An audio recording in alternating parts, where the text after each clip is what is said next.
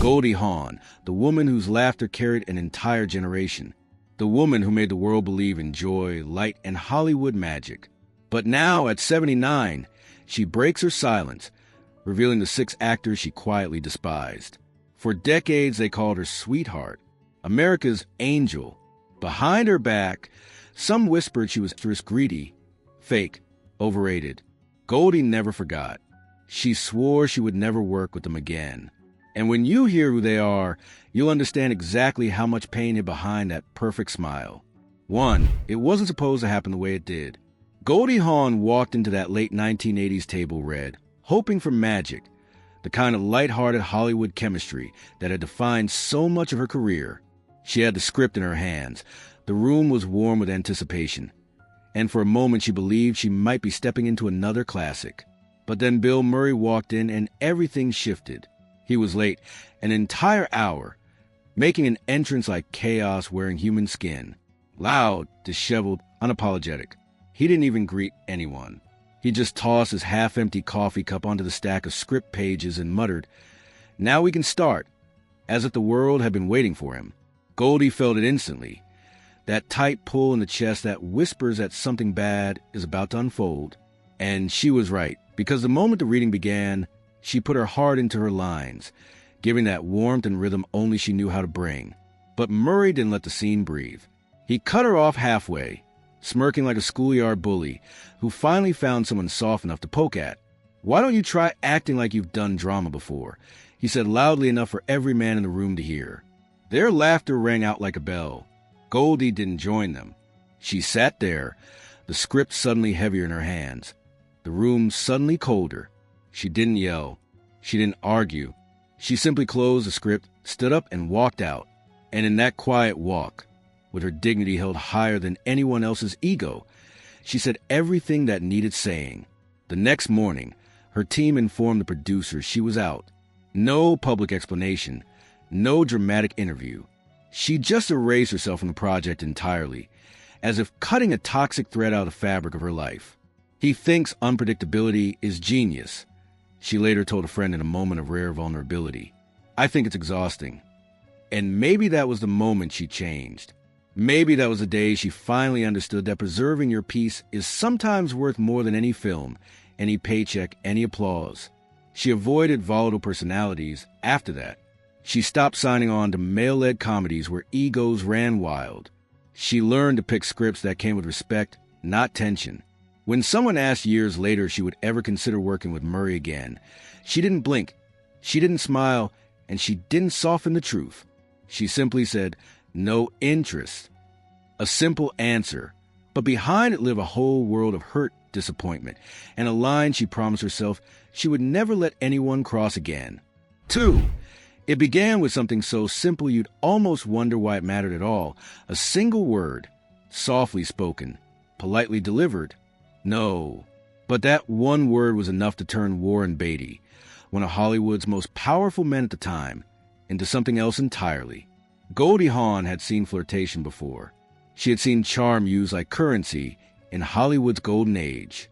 Warren's invitations came dressed in politeness and wrapped in that notorious power he carried everywhere he went. Dinner here, a private gathering there, a quiet evening at his Beverly Hills home. Everyone knew what those invitations meant. Everyone except Goldie, because she refused to play by those old, tired rules. She didn't embarrass him. She didn't snap or scold or roll her eyes. She simply declined with that soft steadiness she carried everywhere she went. And that was the moment the temperature changed. His charm evaporated, almost as if kindness had only ever been a tool, not a trait. Slowly, quietly, the world around her shifted. Script she was promised suddenly vanished.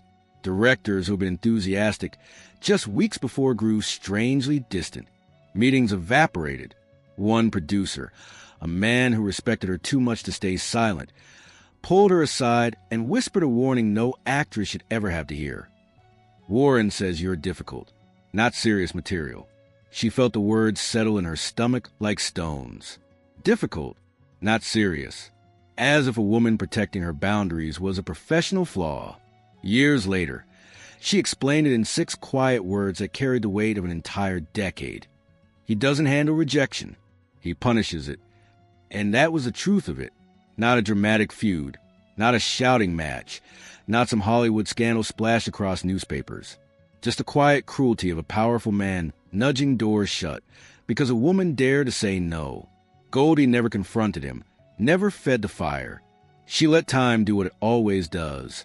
Sort people into the places they deserve. And then, years later, fate placed him at the same award show. He approached her with that old smile, smooth and confident, as if nothing had ever happened, as if he had never tried to dim her light, for daring to decline his. She smiled back, sweet as honey, eyes steady, and right in the middle of his sentence, she turned away. It was subtle, clean, and final. A soft goodbye to a man who never understood he'd lost her respect long before that room ever filled with applause. In that moment, Goldie didn't need revenge. She didn't need to raise her voice or retell the past. All she needed was the power of being done. And she walked away from him the same way she walked away from every man who tried to box her in, with grace, with strength, and with quiet dignity that spoke louder than revenge ever could. 3. It was supposed to be a turning point for Goldie Hawn, the moment she finally stepped outside the bright, playful box Hollywood had kept her in for years. She had made millions laugh. She had become the face of light-hearted charm. But deep inside, she carried a quiet hunger to show the world she could do more, feel more, be more. So when the invitation came to read opposite Dustin Hoffman for a serious drama, people whispered that this could be her breakthrough. A chance to prove, once and for all, that she wasn't just a bubbly blonde America adored. She walked into the room hopeful, steady, prepared. The producers greeted her warmly. Hoffman was already sitting there, unreadable, that intense gaze he was famous for cutting clean through the air. They began reading. Goldie poured herself into the lines with restraint and emotion, carefully stepping into territory she had long been denied. But halfway through, Hoffman suddenly stopped. No warning, no softness, no hesitation. He turned to producers and said, flat and cold, "She's still playing it like a sitcom." The words hit her harder than any physical blow could have. For a moment she just stood there, frozen in a silence that felt too heavy, too sharp. She didn't cry. She didn't defend herself. She didn't let the room see the wound. She simply straightened her posture, finished the scene with flawless professionalism, thanked everyone, and walked out before anyone could speak. The next morning she called her agent. Her voice wasn't shaky. It wasn't angry. It was firm. "I'm out," she said. "I won't fight for respect in a room full of men who already decided I'm a joke." That was the beginning and the end of anything she would ever do with Dustin Hoffman. People later asked what truly happened in that room, expecting drama or some secret fight. But Goldie didn't give them theatrics. Instead, she gave them the truth wrapped in quiet wisdom. Some men forget they're not directing the women around them. That single sentence carried years of exhaustion, of being underestimated, dismissed, and talked over. It wasn't bitterness. It wasn't hatred. It was simply the sound of a woman who had learned her worth and refused to let anyone diminish it, even a celebrated genius. Hoffman thought he had exposed her weakness. All he exposed was his own arrogance. And Goldie walked away from that moment forever, not with anger, but with clarity, knowing that anyone who couldn't see her depth didn't deserve to witness it. For there was a time when Goldie Hawn truly believed that foul play would be one of the brightest moments of her career. On camera, everything looked effortless. Two stars dancing through scenes with charm, humor, and the kind of chemistry studios dream about. But behind the lights and laughter, something darker was simmering, something that slowly drained the joy out of the experience. That darkness had a name: Chevy Chase. He walked onto set every day with the confidence of a man who believed he owned the studio. He rewrote jokes on the spot, mocked dialogue, disrupted takes, and seemed unable to tolerate the idea that anyone, especially Goldie, might shine brighter than him. Whenever the crew laughed harder at her lines, whenever she landed a moment more naturally than he did, he would lean back, mutter under his breath, "She's lucky to be here," and let the words poison the air between them. Goldie tried to ignore it. She tried to keep the peace the way she always did, through kindness, laughter, and soft diplomacy. She smoothed over his tantrums, play along with his moods, pretended not to notice when he rolled his eyes at her suggestions. But even the kindest hearts grow tired. And as filming went on, the cracks between them became too deep to hide. One night, after another fight over a scene that should have been simple, Chevy stormed off set, declaring he wouldn't return until the director rewrote it to his liking. The crew scattered. The tension thickened. And there was Goldie, sitting alone on the steps, quietly rubbing her forehead, her shoulders heavy with exhaustion.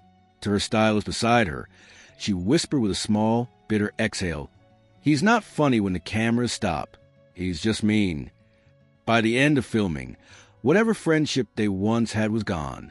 They barely made eye contact. Smiles became mechanical. Conversations were reduced to what the script forced them to share.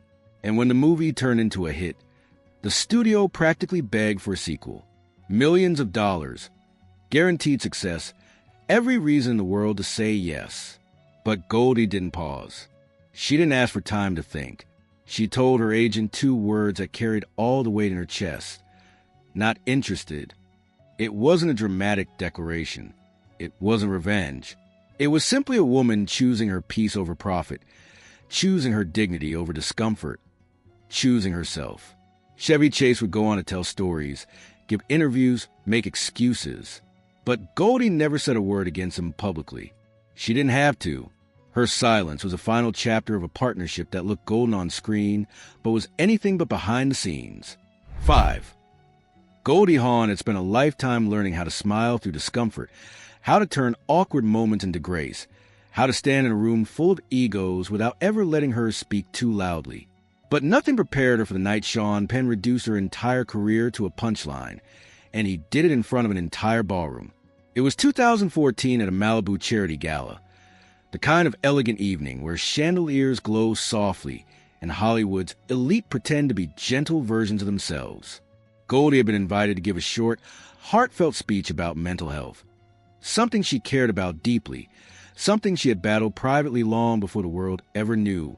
She stepped onto the stage, glowing in that familiar way she had, and the room fell beautifully silent, except for Penn. While everyone else listened, he sighed loudly, rolled his eyes in a way designed to be seen, and muttered, "Another celebrity wellness sermon." She heard it. Everyone around him heard it.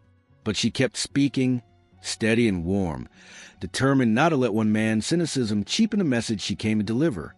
When she finished, the room broke into warm applause, soft, genuine, appreciative. She smiled her gentle smile, ready to step down, when Penn leaned back in his chair, smirked, and delivered a line that would carve itself permanently into her memory. She should stick to giggling. It was casual, careless, designed to sting, and somehow it hit harder than any insult she'd ever received on a set, because it wasn't about a scene or a joke or a character. This was about her, the sum of her life's work, the laughter she built a career on, the depth she had fought to show, all reduced to a caricature with one cruel sentence. Goldie didn't break. She didn't let her face falter. She raised her glass with a dignity that outshone every chandelier in that room and excused herself quietly. It wasn't until she was in the car, the door closed, the glamour left behind, that she finally exhaled the truth sitting heavy on her chest. My whole career, and I'm still reduced to giggles. It wasn't anger speaking. It was the exhaustion of a woman who had carried grace for too long, who had spent decades proving she was more than the stereotype others crafted around her. From that night forward, she drew a line Penn would never cross again. She refused any event, any gala, any room where his name appeared on the guest list. Years later, when someone casually asked her opinion of him, she didn't rant, didn't revisit the wound, didn't spill bitterness. She just smiled softly and said, "Not my energy." And in that simple, gentle dismissal, she reclaimed every piece of herself he tried to diminish. 6. You wouldn't expect a last name on Goldie Hawn's silent list to belong to a Hollywood legend, not someone whose legacy shaped the very industry she grew up in. But sometimes the deepest wounds aren't loud or dramatic. They're the quiet ones that cut into your sense of worth. And that's exactly what happened the day Kirk Douglas made Goldie feel invisible. It was the late 1990s, an industry panel filled with seasoned actors, producers, and award winners. Goldie walked in as a woman who had earned her place, an Oscar winner, a producer, a voice that mattered. Kirk Douglas greeted her first, smiling that big, charming smile of his, taking her hand and kissing it lightly. Then he said it, playful to the crowd, dismissive to her. "You haven't aged a day, sweetheart." Laughter rolled to the room, warm and unthinking, but Goldie felt something tighten inside her. Sweetheart, a word meant to shrink her. The panel began, and each time Goldie tried to speak, Kirk interrupted. Not angrily, not aggressively, but with that old-school confidence older men often carried, the kind that assumed the room revolved around them. He finished her sentences, corrected her thoughts, redirected the conversation, again and again and again, and every time he did it, she felt herself fade a little in a room she had every right to shine in. Even the moderator noticed. He would later admit that watching her transform from glowing to stone cold was like watching a candle slowly die out in a draft. Goldie kept her poise, kept her smile, but inside she felt the sting of being treated like she was still the bikini-clad blonde from the early days of her career, decorative, not substantive. After the panel, she pulled aside a close friend and finally let the truth slip out. "He talks to me like I'm still the blonde in the bikini scene. I've won an Oscar." It wasn't anger in her voice. It was disbelief. How, after everything she had achieved, a man who should have known better still insisted on seeing her as nothing more than a pretty distraction. She never confronted him. She didn't need to. She simply let him fade out of her emotional landscape. She stayed close with Michael Douglas, who she always praised as a respectful, modern gentleman. But she never spoke of Kirk again, not in interviews, not in passing, not even when others celebrated his legacy. "Some men," she once said softly, "don't deserve a second act in your memory." It wasn't a dramatic declaration of hate. It was something quieter, sadder, more truthful. Kirk Douglas never knew he was on her list. Goldie never gave him that satisfaction. She simply moved on, carrying the lesson with her. Not all wounds come from cruelty. Some come from the slow, suffocating weight of being unseen. Now you know the truth behind Hollywood's golden smile. But which name shocked you most? And do you think Goldie should have exposed them sooner, or was silence the real power? Tell us in the comments. And don't forget to like, subscribe, and join us for more Untold Hollywood Confessions.